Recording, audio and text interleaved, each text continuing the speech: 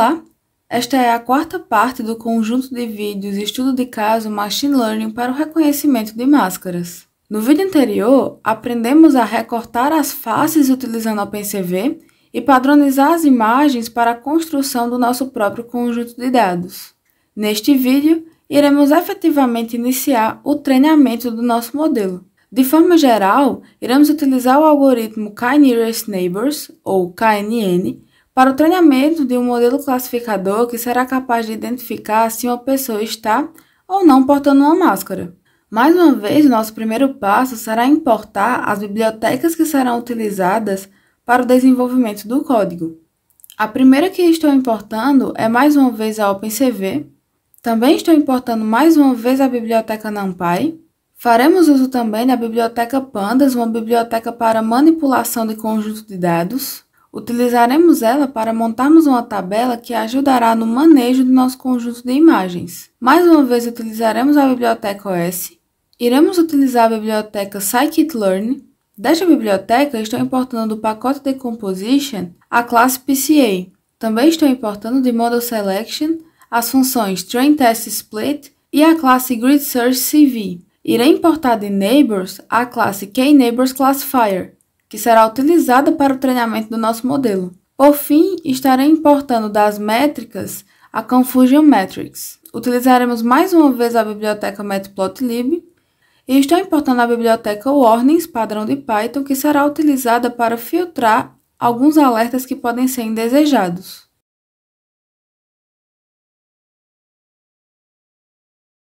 Para filtrar os alertas, irei utilizar da biblioteca Warnings o método FilterWarnings, passando como parâmetro a string ignore. Assim, alguns alertas da biblioteca scikit-learn que não vão ser interessantes para o nosso entendimento poderão ser filtrados e diminuir a visualização das nossas células. Após o import das bibliotecas, iremos carregar o nosso conjunto de dados. Você poderá exercitar a montagem de um conjunto próprio, pegando imagens de uma API e realizando o passo a passo que vimos anteriormente. Porém, para agilizar, estou deixando aqui um conjunto de imagens prontos. Importei previamente as minhas imagens no meu Drive. Aqui poderemos ver um conjunto de imagens de pessoas utilizando máscara. Já aqui, um conjunto de imagens de pessoas sem máscara.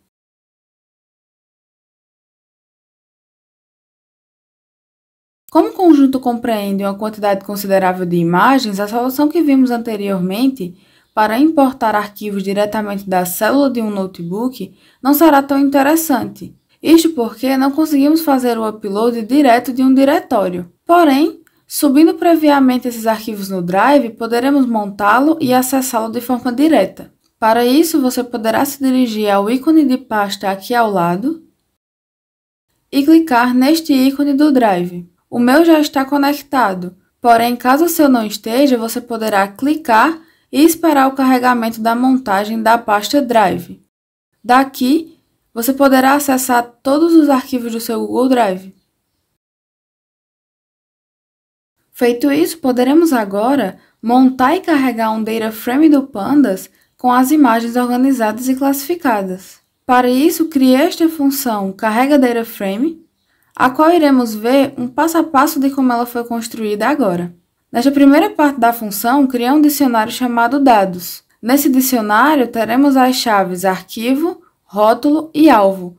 Todos receberão, de início, uma lista vazia.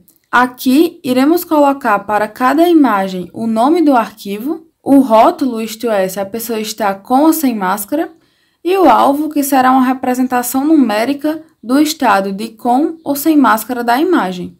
No final da nossa função, iremos passar esse dicionário para a criação do DataFrame. Para facilitar o acesso, guardei nessas duas variáveis o caminho exato onde as nossas imagens estão colocadas no meu Drive. Para encontrá-los, basta que você se dirija à sua pasta do Drive,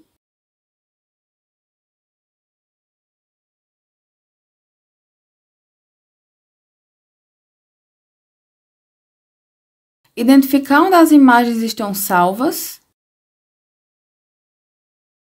clicar com o botão direito em cima da pasta e copiar o caminho. Com isso, você terá acesso direto à pasta do Drive onde estarão suas imagens. Feito isso, irei listar para ambos os conjuntos os arquivos que estão contidos nos diretórios. Depois de listados, irei percorrer cada um dos arquivos e salvar as suas características no nosso dicionário dados. Para as imagens com máscara, irei salvar o caminho do arquivo, o rótulo com máscara e o alvo como sendo 1. Para os arquivos sem máscara, irei salvar o caminho do arquivo, o rótulo sem máscara e o alvo como sendo 0. Depois de preenchido todo o nosso dicionário, passarei ele como parâmetro na criação de um DataFrame do Pandas. Por fim, nossa função retornará esse DataFrame. Agora você poderá carregar esse DataFrame apenas rodando essa função. Uma prática interessante é salvar esse DataFrame como um arquivo CSV, para agilizar a consulta posteriormente. Fiz isso anteriormente também salvando o arquivo CSV na pasta do meu Drive. Assim, poderei então apenas ler esse CSV quando necessário manipular minhas imagens, utilizando o método do Pandas readCSV, passando o meu caminho. Observe aqui que nosso DataFrame foi devidamente importado. Com o DataFrame importado, poderemos agora ler as imagens referentes à coluna Arquivo. Para isso, criar a função Ler Imagens, passando aqui o nosso DataFrame. Na primeira linha da nossa função, estamos acessando exatamente a coluna Arquivo do nosso conjunto de dados. Setei aqui uma lista vazia chamada Imagens, a qual iremos guardar todas as imagens lidas. Irei percorrer todos os arquivos guardados na coluna de arquivos. Para cada arquivo listado na coluna, irei ler a imagem, transformá-la em escala de cinza, como vimos anteriormente, e também irei transformá-la em um vetor utilizando o método Floating do NumPy. Transformamos a imagem em um vetor para que seja mais simples de passá-la como uma entrada do nosso modelo. Por fim, adicionamos a nossa imagem lida com a coloração convertida e vetorizada na nossa lista de imagens. Depois de percorrido todos os arquivos, poderemos então adicionar uma nova coluna ao nosso conjunto de dados chamada de imagem, a qual irá conter todas as nossas imagens lidas. O processo de leitura das imagens pode demorar um pouco, visto que estamos processando as imagens uma a uma de um conjunto um pouco largo. Observamos aqui que criamos agora uma coluna com as nossas imagens lidas e processadas. Feito isso, nosso próximo passo será dividir o que será utilizado como característica e o que será utilizado como classe para identificação. As nossas características, isto é, meu conjunto X, serão as nossas imagens. Para isso, irei transformar a coluna de imagens em uma lista e guardar na variável X. Já as nossas classes serão exatamente a coluna alvo do nosso DataFrame. Para isso, irei transformar a coluna alvo em uma lista e guardar na variável Y. Com o nosso conjunto dividido entre características e classes, poderemos agora dividir o nosso conjunto de treino e de teste. Para isso, utilizarei o método trainTestSplit do scikit-learn, o qual iremos passar a nossa lista de características e a nossa lista de classes. Utilizarei 99% do conjunto para o treinamento, pois, apesar de vasto, o nosso conjunto está um pouco desbalanceado. Isto é, existem mais imagens de pessoas sem máscara do que de pessoas com máscara. Passarei aqui também um random state igual a 13. Com a separação do nosso conjunto de treino e de teste, poderemos agora partir para o treinamento do modelo.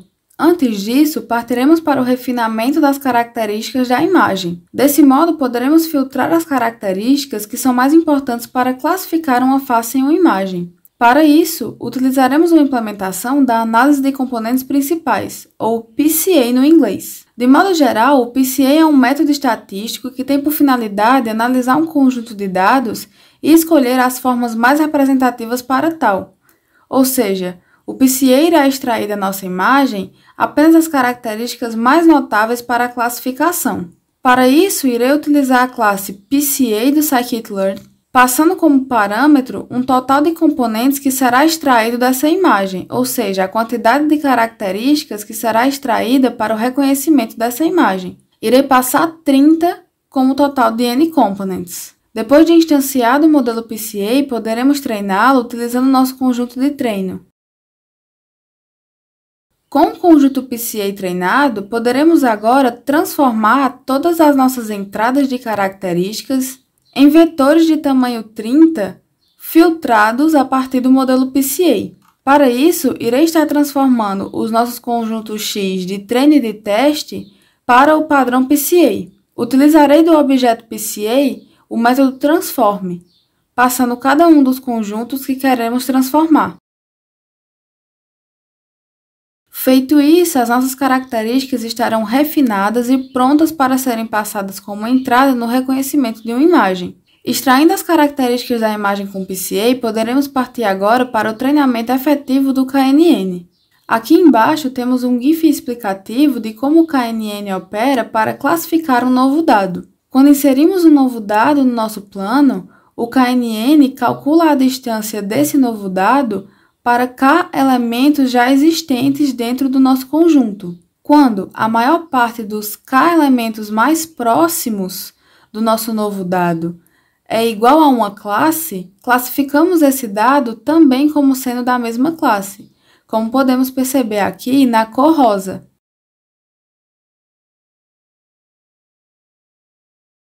Para melhor escolhermos os nossos hiperparâmetros, também utilizarei a estratégia de Grid Search. Para isso, criei este dicionário que receberá uma lista de opções para cada um dos hiperparâmetros do modelo KNN. Dentre eles, o número K, isto é, a quantidade de vizinhos o qual o nosso novo dado será comparado. Também estou passando uma lista de opções para pesos e uma lista de opções para cálculos de métricas. Para instanciar o nosso modelo, irei criar uma instância de Grid Search CV, que é a nossa solução de Grid Search implementada dentro do Scikit-learn, e passarei um modelo vazio KNN. Para a escolha dos hiperparâmetros, irei passar o nosso dicionário previamente setado dentro do Grid Search CV, e o algoritmo fará a escolha dos melhores parâmetros para o treinamento do nosso modelo.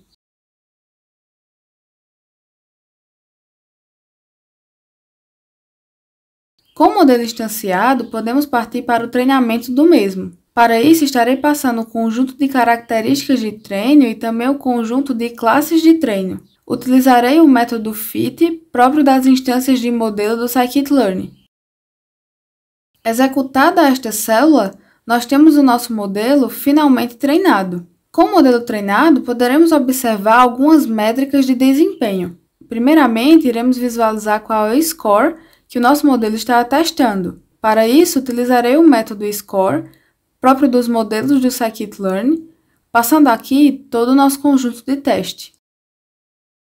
Observamos que o score do nosso modelo está em 90%. Agora, faremos nossa primeira predição utilizando o conjunto de testes para visualizarmos uma matriz de confusão referente ao nosso modelo.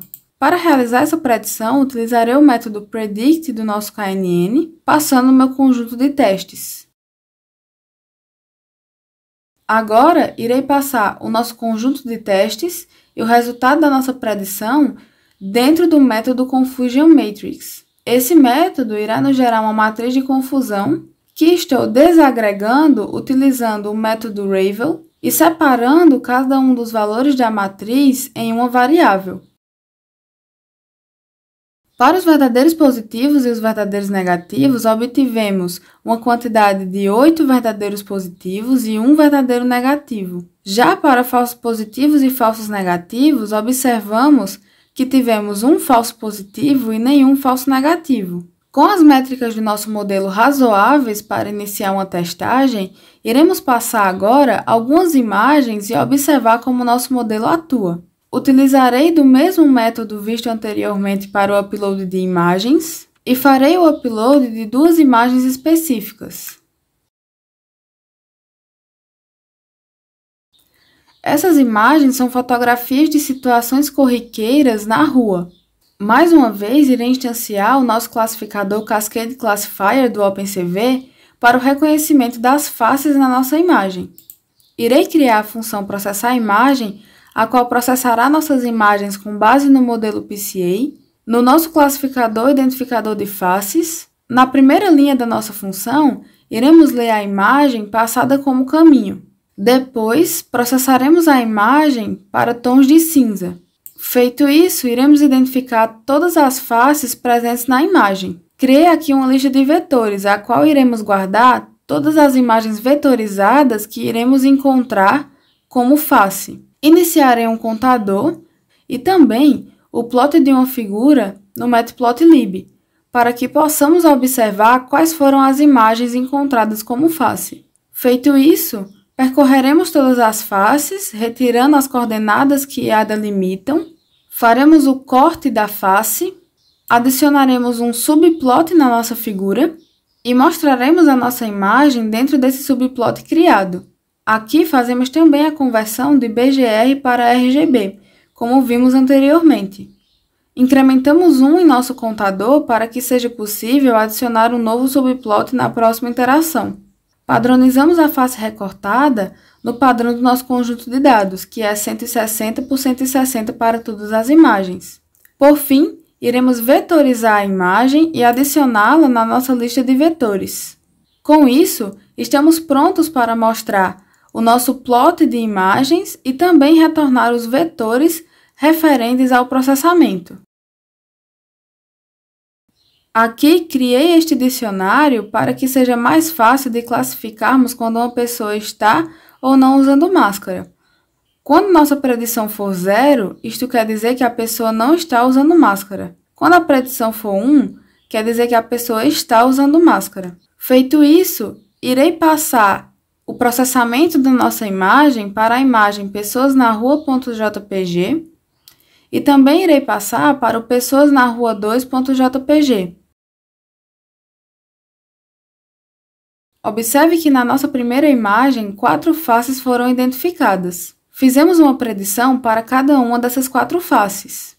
Observamos que o nosso modelo julgou a primeira imagem como uma pessoa sem máscara, a segunda imagem também como uma pessoa sem máscara, a terceira imagem como uma pessoa com máscara e a última imagem como uma pessoa sem máscara, apenas errando para uma das nossas 4 imagens. Na nossa segunda imagem, só foi possível identificar o rosto de uma pessoa e observamos também a identificação de um ruído. O nosso modelo conseguiu identificar com clareza que a pessoa identificada está usando máscara. Tendo todo o processo de treinamento do nosso modelo concluído, poderemos partir para a última parte.